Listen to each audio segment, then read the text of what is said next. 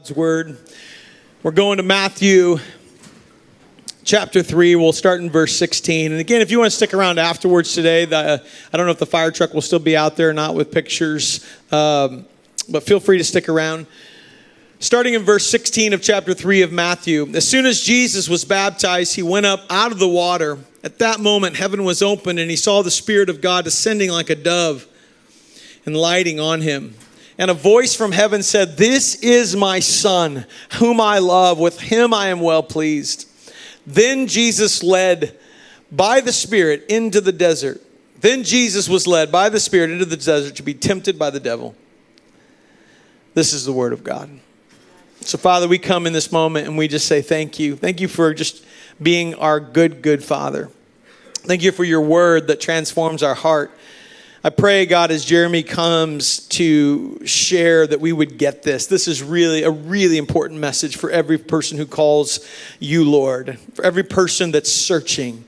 And so we come with earnest hearts and we pray, "Our Father, who art in heaven, hallowed be thy name. Thy kingdom come, thy will be done on earth as it is in heaven. Give us this day our daily bread, and forgive us our trespasses, as we forgive those who trespass against us. And lead us not into temptation, but deliver us from evil. For yours is the kingdom, and the power, and the glory, forever and ever. Amen." You can have a seat.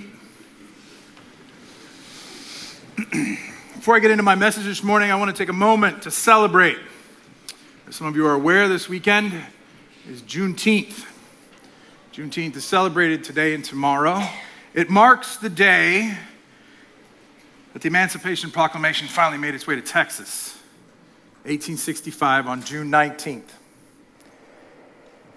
And for some people, they say, well, that's a political thing, but as we've been talking about over the last several weeks, there's some things that are political and there's some things that aren't. See, you and I are the people of God who have been set free. You and I have been set free, and this is a day that we celebrate freedom.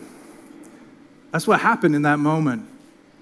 The people in Galveston, Texas heard they were free. If we, of all people, don't celebrate when freedom shows up, something's wrong. So I don't know what political bent you have if you don't agree with it, and I'm not endorsing anything else, protests and politics. I'm simply saying free people. Free people. And free people don't just free people, they celebrate when people are free. Can you get it? You say, well, wait a second, I don't know if I like this. Good. Just a little while ago, you sang a song. That song said that you and I, if we believe Romans, were slaves to sin. And if I read the book of Acts properly, I recognize that the apostles had no intention to preach the gospel to the Gentiles until the Holy Spirit intervened. Which means that you and I, most of us, would never have heard the gospel. But the gospel shows up, the good news shows up, and it sets you and I free because someone, by the sacrifice of their blood, set us free. If you and I are slaves to sin, we are freed by the death and resurrection of Jesus. We celebrate freedom because we're all free. So if you can't celebrate this day, I'm challenging you, because the first Juneteenth celebrations were held in churches. Churches, not politics, churches. Celebrate when people are free, because you yourselves were slaves to sin once, and you are now free. Amen? So while we're celebrating, today is Father's Day. Happy Father's Day. And I did an informal poll of some of my younger friends and asked how I should open this sermon, and the unanimous decision was that I needed to open with dad jokes. So, I hours and hours of research, and I wish I were kidding, to find the dad jokes that I could actually tell in church. Can I get a rim check? Okay, thank you. All right. So I got a few here for you. If you're ready. Did you hear about the recent fight on a moving staircase? I guess things really escalated. Okay. My wife told me to take the spider out instead of killing him. We went out, we had coffee. Turns out he's a really nice guy. He's a web designer. Okay, I get it. It's fine. When I was young, and some of you were young, air used to be free at the gas station, and now it's $1.50. You know why? Inflation. I didn't even get one. It's okay. It's all right. I'll let it go. I told my daughter to go to bed. The cows are sleeping in the field. She said, "What's that got to do with anything?" I said, "That means it's past your bedtime." Yeah. And what do you call a boomerang that won't come back? A stick. Okay. Wow. Why has no one in the history of the universe heard a pterodactyl go to the bathroom? Because the P is silent. Okay. How can you tell a joke has turned into a dad joke? Don't worry, it's apparent. Okay, that's fine. And finally, yesterday, I ordered a chicken and an egg from Amazon. I'll let you know. And half of you are like, wait, what? What? It's okay. Stephen just left. He's like, no, no, that's not happening. See, here's a trick to the dad joke that most of you, if you aren't dads, don't get. We have realized a long time ago that we're probably not going to make you laugh. So we've settled now because we know that we're just getting a response for the groan. So the groan, like, oh, we're like, hey, we're still doing something. We're okay. It's the blank stares of silence, like, that's the hardest one to get. Because we want a reaction. That's why we told a joke.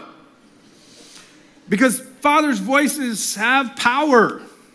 They have power. They do things. And I don't agree with everything that modern psychology would tell us, but I can tell you for certain that those primary relationships, your mother and father, have power over you. And I don't know how you come to this day today, Father's Day, because some of you had not such great relationships with your dad. Some of you had fantastic ones. Some of you still have your dad, and some of them, they're not here anymore. I like to think of fathers in the categories that Henry Cloud gave. He said that the Proverbs reveals there's three types of people in the world. The first one is there are wise people, there are foolish people, and then there are evil people. And most of the people you've met aren't evil. But if you had an evil father, I want you to know that I'm sorry. I'm sorry. It shouldn't have been that way. Most of our experiences with our fathers were somewhere between wise and foolish. And if you're a father, you feel like there's moments you're doing this, like, I'm really good, and no, that was terrible. That was a bad idea. But a father's voice has power. And I realized this when my daughter was born, my first child was born. I'm taking on all of the things that happen when your first kid is born. Just had kids. You're like the weight of all of it. Yes. Not just the physical or the financial, but for me, the existential, because I had this weight of realizing that my daughter was going to think about God like she thought about me. And I thought, oh man, this is messed up. Like, I am going to totally mess this up because I'm not perfect. I'm going to say things that I don't mean or hurt people. I'm not always going to be on my best behavior. I'm going to be tired. I'm going to be selfish because I'm broken. And I'm not like him. And we say this in our common parlance when we're talking to people. You'll hear people say, well, but, nobody's perfect. It's fine. We all make mistakes. It's fine. We dismiss our brokenness. We just make it, well, it's part of the human condition, and it is, but what I want you to realize is that's not the way it was meant to be. It wasn't meant to be like this. And this morning I'm doing something very different for me. If you know me, I normally just write my own stuff because it's easier for me to kind of talk and work through some things. But this morning I'm actually preaching a message from someone else, large part of it. Christian author and speaker, Henry Nouwen, wrote a book called The Life of the Beloved. I am literally preaching the first chapter. He also did a video online that you can look up on YouTube called Being the Beloved. I'm preaching most of that, a good chunk of that sermon. And you say, well, why would you do that? Because if you know me, I don't really listen to people over and over again. I've listened to this sermon like 7 or 8 times already. And it's been sitting in me, in my soul. See, Nouwen was asked in this particular book to describe to people who aren't Christians what Christianity is all about. But you don't get to use all the Christianese language. I was talking to my brother about it yesterday. He goes, yeah, it's kind of weird. We say things in church that people outside are probably like, we were washed in the blood of Jesus. And he's like, that's weird if you've never been to church before. Like, what are they doing at your church? They just pour blood on you when you walk in? What exactly happens here? So now I was asked to explain it very simply. And he contends in this book that the fundamental problem isn't just that we're broken, it's that we reject ourselves on a regular basis. We have an ongoing inner argument that rejects us. And we know, hey, we're not good enough. And somebody will say something and we'll be like, yeah, but you don't know me. You don't know my past. You don't know my failures. You don't know my mistakes. You don't know any of that stuff. And if you did, you wouldn't say that, think that, do that, want to be with me. We ongoing reject ourselves all the time. And it's an argument we keep having because we can't win. So we try and marshal 3 types of evidence, he's arguing. 3 types of evidence to prove to ourselves, no, I am a good person. It is okay. The first one, we tell ourselves, I am what I can do. I am what I can do. Because if I can do good things, I can prove to myself I'm a good person. It's okay. I can do great things and I can do amazing things and I can go out and I can work hard and I can win. Steph Curry just won NBA Finals MVP for the first time after 4 championships. He is sitting on top of the world the other night with a trophy and a smile from ear to ear. And I thought, I want you to enjoy this moment, man, because next week it won't probably matter that much. Why? Because you are what you do, and you got to keep doing it. What happens when you can't do it anymore? What happens when you get old? I used to be able to dunk a basketball. That ain't happening anytime soon. What happens when you can't do it anymore? And you could point to the trophies, but you can't do that stuff anymore. Second thing we use to argue with ourselves, which is now in contending, I am what I have. If I have a lot of stuff, then I'm a good person, then I'm okay. Why? Because if I have a lot of stuff, I must be blessed by God. He must like me. I must be a good person because I have a lot of kids. I have a lot of friends. I have a lot of, not just stuff, but like people, relationships. I have it all. It doesn't last. It goes away. Third thing that Nouwen's saying is that we try to convince ourselves saying, I am what other people say about me. What do other people say about me? And they say really good things. And you're like, oh, they're so encouraging and so helpful. But if you've ever spoken in public, you know that one person who's like, that was terrible. You could have 50 people that say it was great. And which one do you remember? Which one do you remember? Terrible. Right. One person says something bad to you at the beginning of your day, ruins your whole day. Your whole day. They didn't even mean it half the time. They didn't even know what they did. Some of you say, well, but if enough people like me and if enough people say good things about me, they're eventually going to turn on you. The Son of God showed up and healed people, and they still talked bad about him. You think that's not going to happen to you? And even if, and this is the trick, they all say they love you, you're going to look and be like, most of you are lying. These 3 things we keep running into, and the problem is, even if you can manage to hold on for them for a moment, they go like sand through your hands. They're gone. They don't hold up. which means you have no evidence on a regular basis to convince yourself that something that can overcome that self-rejection that you're constantly dealing with, those accusations, which, by the way, the devil loves because he loves just accusing you along with yourself. This is hopeless. There is nothing you're going to ever have, do, or have someone else say that's going to convince you that you are better than you already know deep in your heart that you aren't. So we're stuck. We can't bring anything to the argument ourselves that can actually convince us that we're not such a bad person. So what do? We need another voice. A voice that we can trust. A voice that sits outside of us and knows us. When all hope is lost, we find Jesus. So in this passage that we read this morning, Jesus is being baptized by John the Baptist.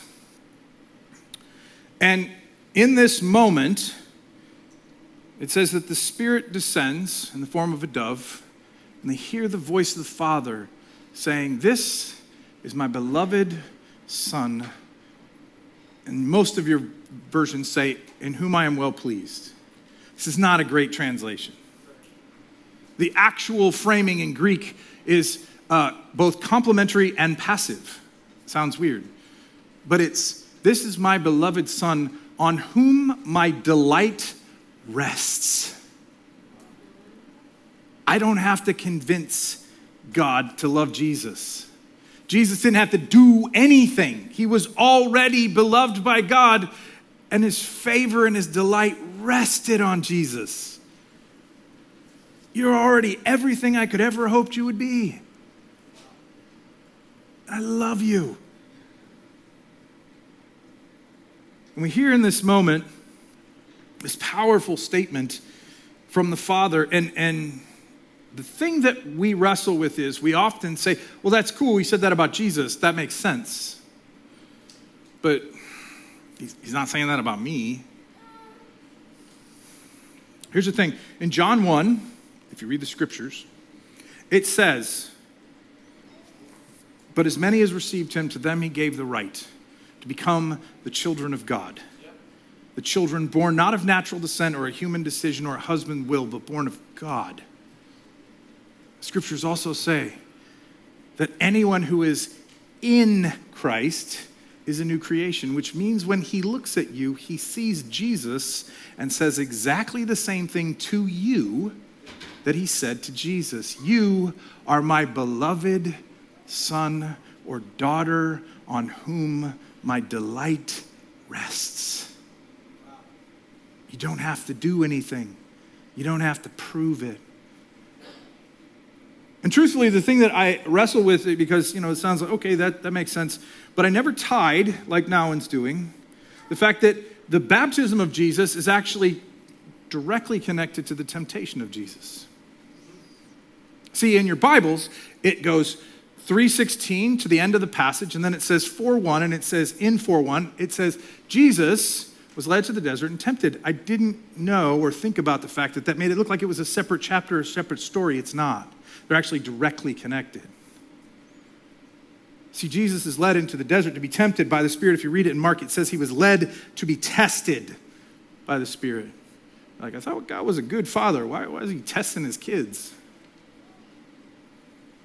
He led Jesus to the desert to be tested. Jesus is tested in 3 ways. Ready for him? Turn these stones to bread, because if you do, then you'll convince yourself that you're the goodest, the best person there is. Why? Because I am what I do. Turn it to bread. Jesus, you're hungry. You can do this. Do a miracle. Come on, show up. Show us what you can do. What's Jesus' response? Man shall not live by bread alone, but by every word that proceeds out of the mouth of God the Father. What do you do? He said, God the Father said that I am his beloved Son in whom his favor rests, who he delights in. I don't need to prove this to you. Second temptation, second test. If you bow down to me and worship me, I will give you all the kings of the world, because then you will be able to prove that you are what you have. You'll have everything. Everything in the world. And here's the thing, there's moments over here where you hear people that are blessed and have a lot of money and you think of them as somehow, hey, God must love them more or something. Sometimes I think they're cursed with it. To force them to have everything and realize it means nothing. That all the stuff you think you need, you have, and it would make you happy, will not ever. What did he say? The Father says, I am his beloved, and I worship him only and serve him only. I'm about his will, not about what you want. I don't need to prove this to you. Third temptation.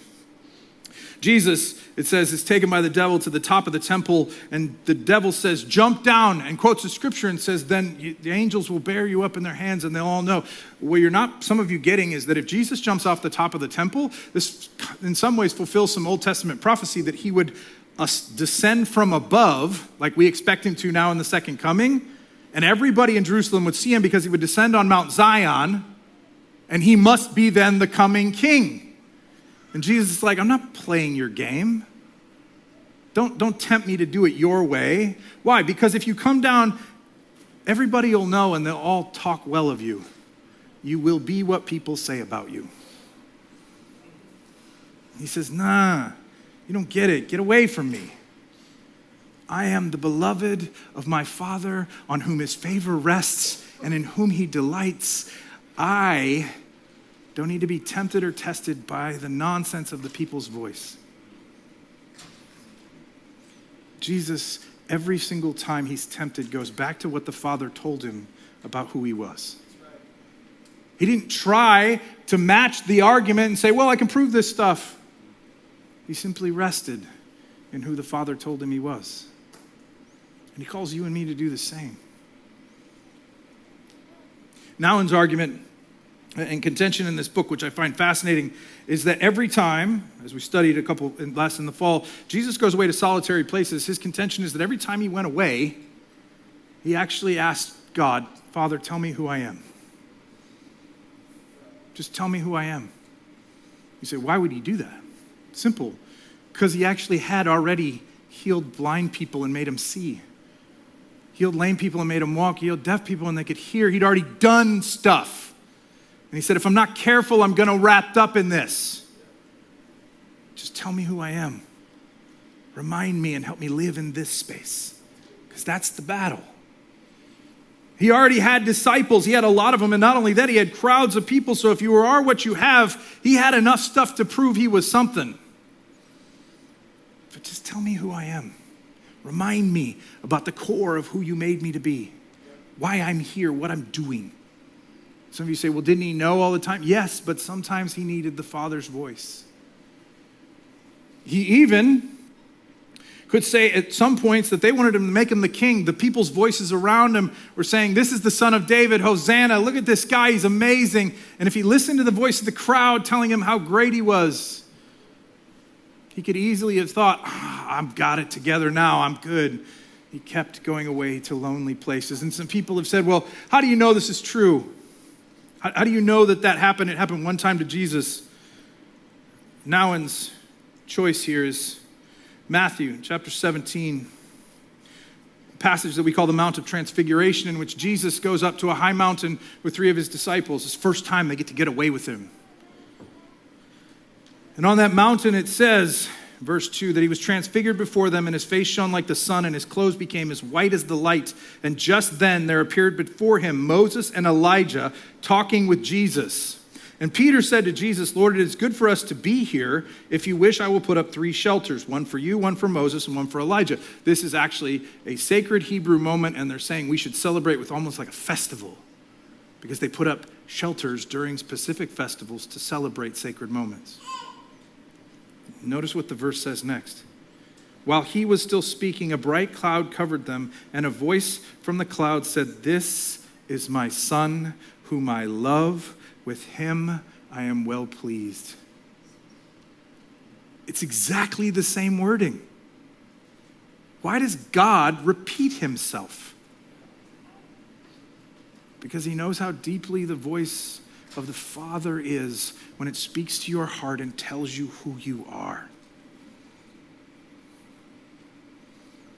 And it's really hard because some of our fathers were not that. I know that. Some of our fathers didn't speak words like that, and sometimes it was just because they didn't have models that taught us how to speak like that. It wasn't because they didn't love you, it's just because they weren't told they were loved as much either.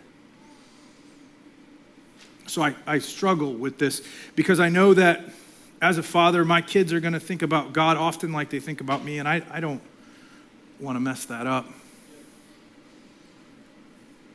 So a long time ago, I started a little dialogue with them, which I don't know that I've ever really explained to them, so we'll see what they say. But every couple times a year, I would say this dialogue back and forth. I would say, I love you. I say, you know why I love you? They say, no, why? I said, because you are my son, you are my daughter. Will you ever stop being my son or my daughter? They say, no. Then I will never stop loving you. I may not be proud of you and everything that you do. There may be things that you do that make me angry, and there may be moments where I struggle, but I will never stop loving you because you will never stop being my child, and I will never stop being your father.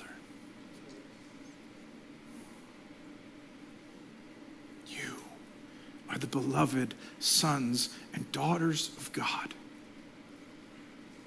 On you, his favor rests. Some of you say, well, is that everybody? It doesn't really matter. How is that special? I love all of my children, but I have a unique relationship with each one of them. What about people who haven't placed their faith and trust in Jesus? Well, Scripture specifically says that God so loved the world that he gave his only son. He loves them all. But he doesn't see them in Christ yet. And some of you have wrestled with evangelism for a really long time because you think it's about arguing people into the kingdom of God. And I'm here to tell you that it's simply reminding your brothers and sisters out there in the world that they have a home and a father who's waiting with open arms to love them. This isn't hard any more than it is saying it's hard to invite people to your house. Really? It's just inviting them to come home. That's all evangelism is. Because some of them have forgotten they have a father. And some of them don't love their father here, so they don't want to go home. Because home isn't always a good place for everyone. Your father loves you. And he wants you to share that love with the people around him. And you're going to hear on a regular basis all of these challenges. You are what you do, and you're going to go, okay, I am what I... Wait, that doesn't... I need to get away and re-listen to this voice that tells me I am your beloved. On you, my favor rests. Then I don't need to worry about proving anything to the world. I need to worry about what people say about me. I need to worry about what I can do or can't do. So this morning, as we're wrapping up, I just want to take a moment and honor the fathers in the room. So if you're a father, can you just stand up for me? Yeah, give him my hand.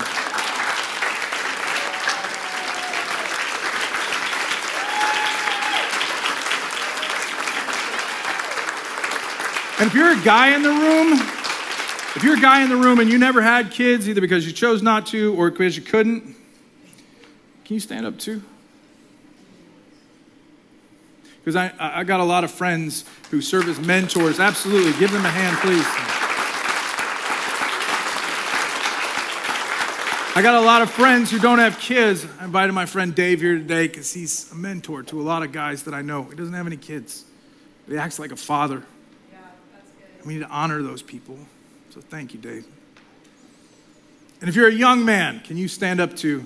Because someday you're either going to be a father or I'm challenging right now to be a mentor too. Stand up.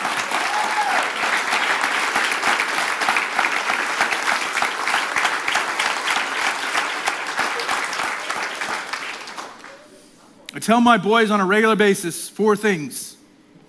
4 things that I need him to hear. And so I'm saying them to you as fathers and as mentors and as future fathers. 4 things that I think you are and you need to grow more and more into. Number 1, you are brave.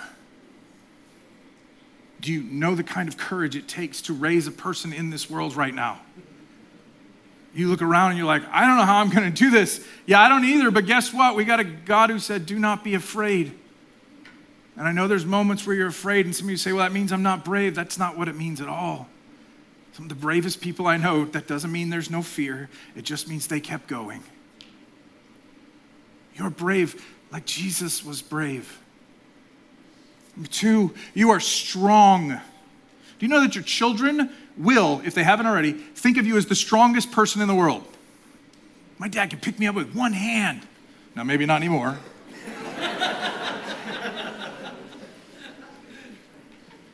I love you, Dad. But when I was 16, I arm wrestled my dad and beat him for the first time. That was an accomplishment. For the record, I just arm wrestled my 16-year-old and still won. So you still got to beat me there. But you're strong. A strength that endures, even not physical strength alone, but strength that keeps going. Like Jesus, for the cross set before him, endured everything and kept going. Be strong. Number 3, you are kind. It's one thing to be brave and it's another thing to be strong, but to be kind in the midst of it. It doesn't mean nice. Let's be clear to all of your children. It's not nice all the time. Nice and kind are different. Why? Because there's moments I'm going to have to use my dad voice to tell you, you can't do that anymore. But I can be kind.